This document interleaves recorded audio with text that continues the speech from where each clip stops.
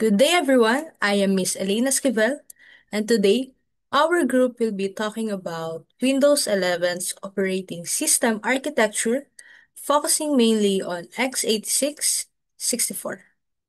So, with this presentation, we will go through what makes up Windows 11, how it works behind the scenes, and why it is designed the way it is. We will also compare it with the ARM version so we can see the strengths and weaknesses of each architecture. So let's proceed with the introduction. So first, Windows 11 came out in October 2021 as the next version after Windows 11.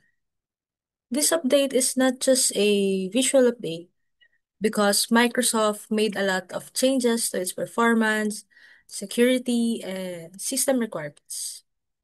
And one important thing, Windows 11 is 64-bit only. It supports x86 64, which we see in most desktops and laptops, and the ARM 64, which is more common in ultrabooks and mobile devices. So basically, Windows 11 can run on both high performance computers, and also it can run with the energy efficient portable devices. This dual support gives flexibility for many kinds of users. So next. So this is the architecture of Windows 11. This is the diagram. And we can see how organized Windows 11 is. So let's tackle each part of this. So the first, at the top, we can see the system processes, services, applications, and the environment subsystems. So these are what these are what we interact with directly. And this 4 connects to the NTDLL.dll, which acts as a bridge between the user and the kernel mode. So next is internal mode. We can see the core components like the IO manager, security manager, and process manager. And those handle hardware access, system security, and overall control of the operating system. And lastly, at the bottom, we can see the hardware abstraction layer, which it lets Windows run on different types of hardware without rewriting the whole system. So, good day. I am Mr. Cleo Gregorio, and I'll continue the presentation at the core. Windows 11 has two main layers. So, first is user mode. This is where your apps run. They are kept in separate spaces so they can't mess with the hardware directly. If an app crashes here, it doesn't crash your whole system. Second is kernel mode.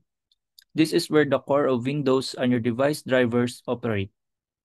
This layer has full control over the system. So, if something goes wrong here, like faulty driver, it can crash the entire computer. Now, let's discuss the Windows 11 core functionalities.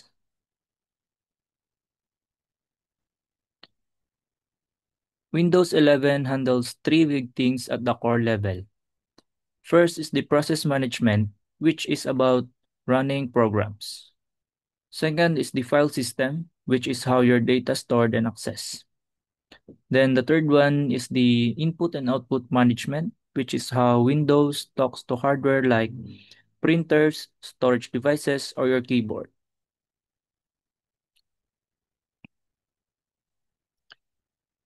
For the Windows 11 process management, when you open a program, Windows uses the Windows NT kernel to set it up. It uses something called the Create Process API to create the program's memory space, starts its threads, and assign security. For deciding which programs get CPU time, it uses priority-based scheduling. Programs of the same priority are handled in a round-robin style, and low-priority background apps can run more effectively in eco-cost mode. When a program ends, either by you closing it or the system stopping it, Windows automatically cleans up all its memory and resources.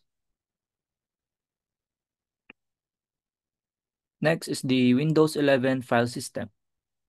Windows 11 supports multiple file systems. The main one is the NTFS, but it also works with exFAT, FAT32, reps, and even Linux file systems through WSL. NTFS is powerful. It has journaling to keep files safe, permission for security, compression to save space, and encryption for privacy. Behind the scenes, the input and output manager and cache manager work together to make file access smooth and fast.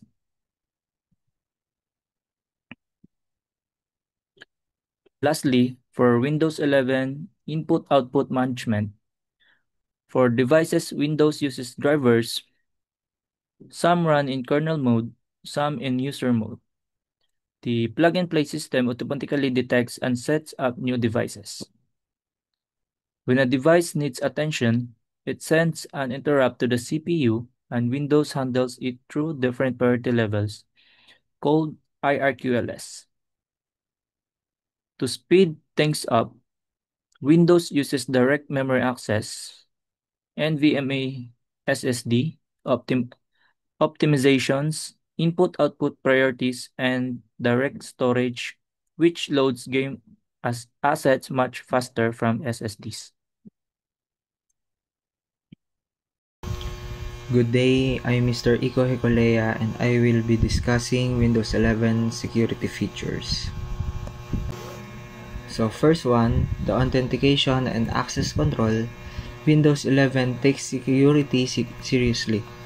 For logging in, you can use Windows Hello with facial recognition or fingerprint, or a PIN, smart card, or enterprise login like NTLM or Kerberos. For permissions, it uses NTFS access control, list, and user account control to make sure apps only run with the access they really need. Next, for its architecture-specific security, Windows 11 also protects your system at startup with UEFI Secure Boot, which checks that only trusted code is loaded.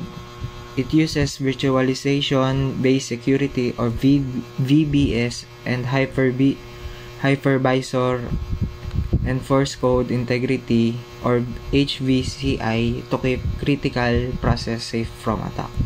If you're on ARM device, you also get Trust Zone, which is secure hardware space for sensitive tasks. Lastly, to protect memory, Windows 11 has ASLR or Address Space Layout Randomization. It randomizes memory addresses so hackers can guess them. DEP or Data Execution Prevention. It stops code from running in unsafe memory areas. And lastly, we have CFG or Control Flow Guard. It stops malicious jump instruction in code.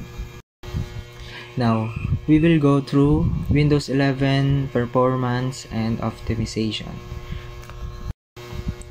Windows 11 is designed to be faster and more efficient. It wakes from sleep about 20% faster than before, thanks to the better hardware calls and threat prioritization. It also uses the latest ACPI 6.6 standard for power control, and the processor powered management system can park unused cores and switch performance modes like balance, game mode, or low power. So now, let's compare Windows 11 on x86 64 versus ARM64. So let's start with the performance. We can see here that x86 64 delivers maximum speed with no emulation needed, while ARM64 offers strong native performance but is slower than emulated apps. For power efficiency, ARM64 excels with long battery life and low heat, while x86-64 uses more power. And for app compatibility, x86-64 supports all Windows apps, whereas ARM64 needs emulation for some. Security. Both have the same Windows security features, but ARM64 adds hardware-level trust zone isolation. And lastly, target devices x86-64 is common in desktops, gaming PCs, and high-end laptops. ARM64 fits tablets, ultrabooks, and always connected device. In short, if you want maximum performance and compatibility, go for x86-64, and if you want efficiency and mobility, just choose ARM64.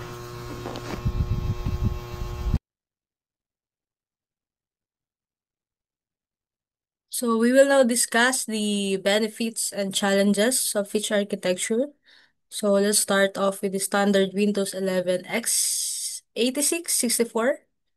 And the benefits, we can see it clearly here that we can get best performance, compatibility with all software, and support for a wide range of hardware. But the main drawback here is it consumes higher power usage. So it's not as great as for ultra portable devices. So next, on the ARM64, the benefits are excellent battery life, quick wake times or the instant on, and the trust zone security. It is also great for always connected devices. But not all apps and drivers are ARM native, so some will run slower under emulation. So to sum up our presentation, Windows 11 gives a good balance between performance, security, and flexibility. So, sorry, if you need raw power for gaming, creative work, or multitasking, go for the x86-64. But if you want long battery life, instant on, and portability, go for ARM64. By supporting both, Windows 11 can serve many different devices and user needs. So that's the end of our discussion on Windows 11's operating system architecture, its features, and how it performs across different hardware platforms. But before we officially end, we want to acknowledge the sources that help us put together the accurate and reliable information for this presentation. So here are the reference that we used. These are mostly from the from the official Microsoft documentation and Windows Learn pages. So if you're interested in diving deeper into Windows 11's technical details, these are the great place to start. And they can explain in much more details the topics we have covered today. And that concludes our presentation. on Windows 11's operating system architecture. I am Miss Elena Esquivel, and in behalf of my team, Mr. Iko Gacolea and Mr. Clay Gregorio, we thank you for your time and attention, and we hope you learned something new and useful from our discussion. Thank you.